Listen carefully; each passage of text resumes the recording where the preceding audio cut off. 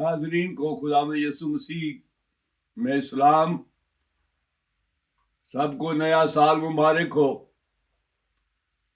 नए साल के लिए खुदावंद ने हमें वादा दिया। यशाया 45 बाब और उसकी 2 आयत, मैं तेरे आगे आगे चलूंगा, मैं ना हमवार जगहों को हमवार बना दूंगा, मैं पीतल के दरवाजों को टुकड़े टुकड़े करूंगा और लोहे के बैंडों को काट डालूंगा। खुदावंद का वादा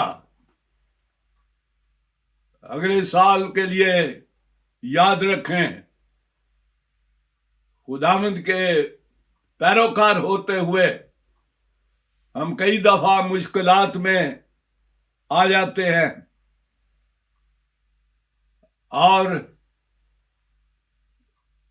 खुदावंद यीशु मसीह ने कहा कि दुनिया में तुम मुसीबत उठाओगे, मगर याद रखो मैं दुनिया पर गालिब आया हूं।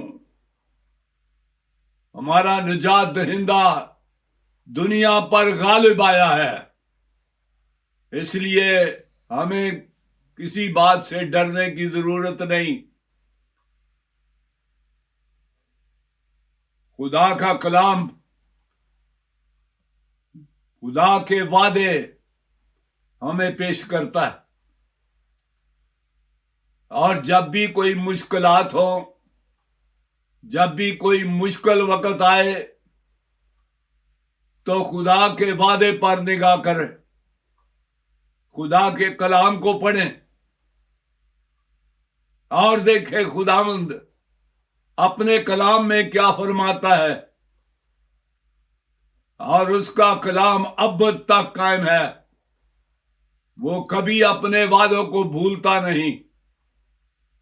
खुदावंद यीशु मसीह ने कहा, मैं दुनिया के आखिर तक तुम्हारे साथ हूं।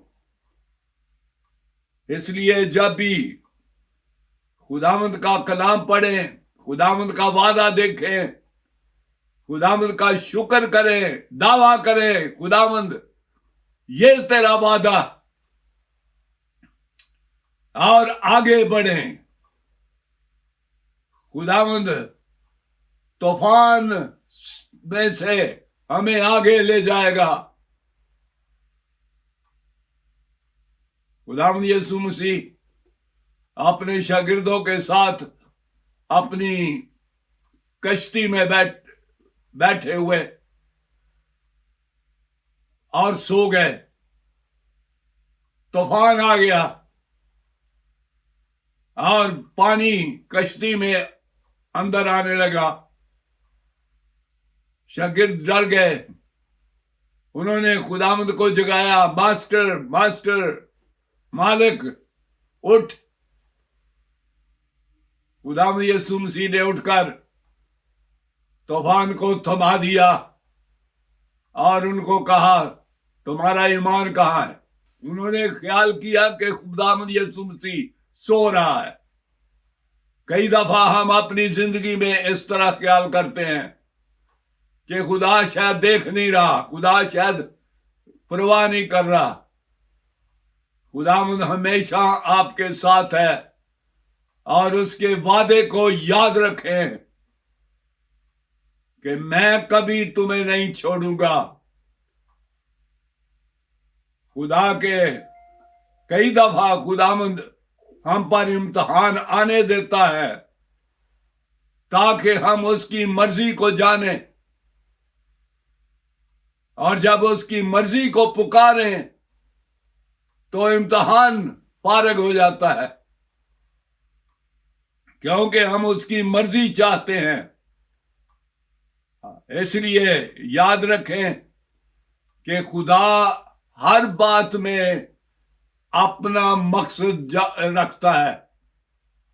कोई चीज हमारे सामने नहीं आएगी अगर खुदा का मकसद नहीं, क्योंकि हम खुदा के बेटे बेटियां हैं। इसलिए दलेर हो, और अगले साल में खुदावंद हमारे साथ है। रोमियो 8:32 में लिखा है, जिसने अपने बेटे को हमसे दरेग ना किया, वो और कुछ हमारे लिए क्या ना करेगा। और ये एक बड़ा अजीम ख्याल है, जिसने अपने बेटे को हमारे लिए दरेग ना किया, वो और कुछ क्या ना करेगा। इसलिए जब खुदा हमारे साथ है तो कौन हमारा मुखालिफ है। दिलेर हो और हौसला रख के खुदा के काम को पूरा करें, जो खुदा ने जिम्मेदारी दी है कि आप और लोगों को खुदा की बादशाही में लाएं, ताकि उनकी जानें बच जाएं, उनको तसल्ली मिले। और इसलिए खुदा जो कुछ हमारी जिंदगी में करता है, ये नहीं हमारी दिलचस्पी के लिए, बल्कि अपने मकसद को हमारी जिंदगी में पूरा करता है। अगर खुदा हमें कोई मुश्किल का सामना करने देता है, इसका मतलब है कि खुदा किसी को अपनी बादशाही में लाना चाहता है, आपको इस्तेमाल करना चाहता है। तो हम खुदावंद से कहें, खुदावंद तेरी मर्जी पूरी हो।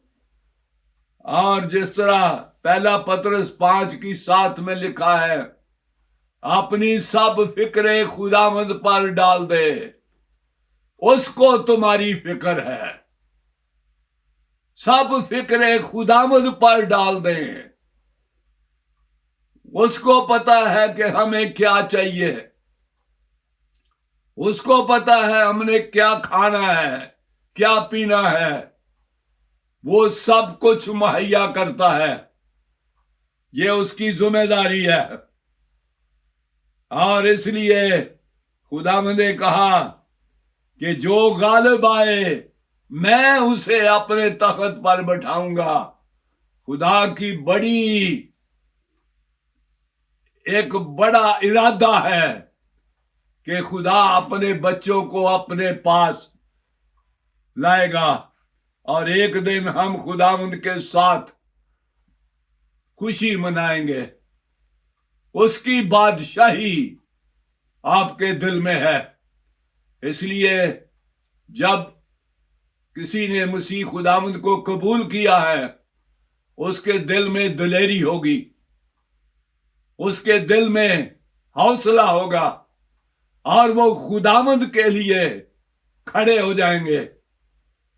क्योंकि खुदा कभी झूठ नहीं बोलता, वो अपने वादे पर हमेशा खड़ा रहता है।